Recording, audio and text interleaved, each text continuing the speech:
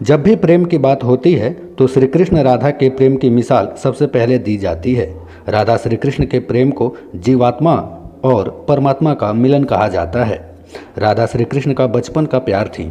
श्री कृष्ण जब 8 साल के थे तब दोनों ने प्रेम की अनुभूति की थी। राधा श्री कृष्ण के दैवीय गुणों से भली भांति परिचित थी। उन्होंने जिंदगी भर अपने मन में प्रेम की स्मृतियों को बनाए रखा। यही उनके रिश्ते की सबसे बड़ी खूबसूरती है। कहा जाता है कि भगवान श्री कृष्ण को केवल 2 ही चीज़ें सबसे ज़्यादा प्रिय थीं।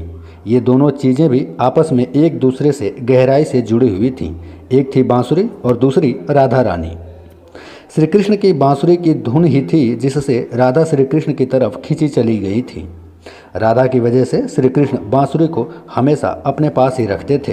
भले ही श्री कृष्ण और राधा जी का मिलन नहीं हो सका, लेकिन उनका बांसुरी उन्हें हमेशा एक सूत्र में बांधे रखा। श्री कृष्ण के जितने भी चित्रण मिलते हैं उनमें बांसुरी जरूर रहती है। बांसुरी श्री कृष्ण के राधा के प्रति प्रेम का प्रतीक है। वैसे तो राधा से जुड़े कई अलग अलग विवरण मौजूद हैं। भगवान श्री कृष्ण से राधा पहली बार तब अलग हुई थी जब मामा कंस ने बलराम और श्री कृष्ण को आमंत्रित किया था। वृंदावन के लोग यह खबर सुनकर बहुत दुखी हो गए थे। मथुरा जाने से पहले श्री कृष्ण राधा जी से मिलने गए थे। राधा कृष्ण के मन में चल रही हर गतिविधि को जानती थी। राधा को अलविदा कह श्री कृष्ण उनसे दूर चले गए थे।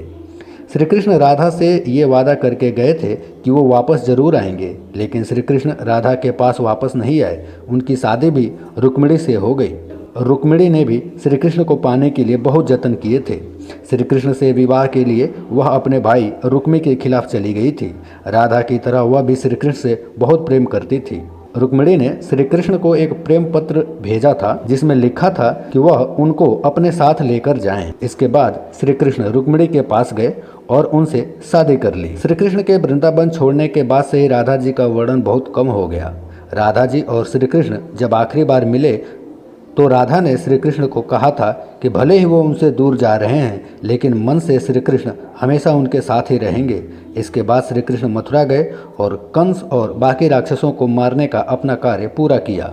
इसके बाद प्रजा की रक्षा के लिए श्री कृष्ण द्वारका चले गए और द्वारकाधीश के नाम से लोकप्रिय हुए। जब श्री कृष्ण वृंदावन से निकल गए तब राधा जी की जिंदगी ने अलग ही मोड़ ले लिया था। राधा जी की शादी एक यादव से हो गई थी। राधा जी ने अपने दाम्पत्य जीवन की सारी रस्में निभाई और बूढ़ी हुई, लेकिन उनका मन तब भी श्री कृष्ण के लिए ही समर्पित था। राधा जी ने पत्नी के तौर पर अपने सारे कर्तव्य पूरे किए। दूसरी तरफ श्री कृष्ण ने अपने दैवीय कर्तव्य निभाए। सारे कर्तव्यों से मुक्त होने के बाद राधा रानी आखिरी बार अपने प्रियतम श्री कृष्ण से मिलने गई। जब वह द्वारका पहुंची तो उन्होंने श्री कृष्ण के रुक्मिणी और सत्यभामा से विवाह के बारे में सुना, लेकिन वह दुखी नहीं हुई। जब श्री कृष्ण ने राधा को देखा तो बहुत प्रसन्न हुए। दोनों संकेतों की भाषा में एक दूसरे से काफ़ी देर तक बातें करते रहे।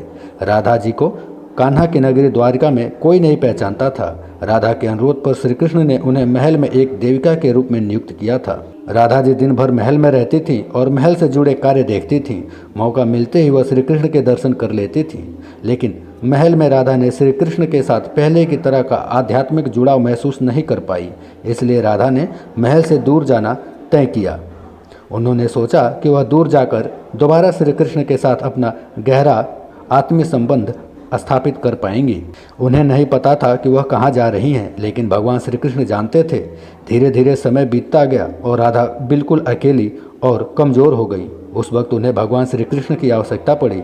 आखिरी समय में भगवान श्री कृष्ण उनके सामने प्रकट हो गए। श्री कृष्ण ने राधा से कहा कि वह उनसे कुछ मांगे, लेकिन राधा रानी ने मना कर दिया। श्री कृष्ण के दोबारा अनुरोध करने पर राधा जी ने कहा कि वह आखिरी बार उन्हें बांसुरी बजाते देखना चाहती हैं। श्री कृष्ण ने बांसुरी ली और बेहद सुरीली धुन में बजाने लगे। श्री कृष्ण ने दिन भर बांसुरी बजाई जब तक राधा आध्यात्मिक रूप से श्री कृष्ण में विलीन नहीं हो गई।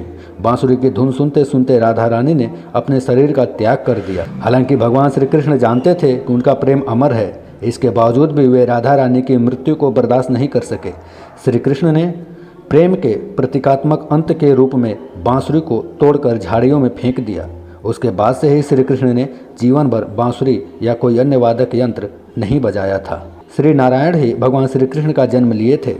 तब माँ लक्ष्मी ने राधा रानी के रूप में जन्म लिया था ताकि मृत्यु लोक में भी वे उनके साथ ही रह सकें।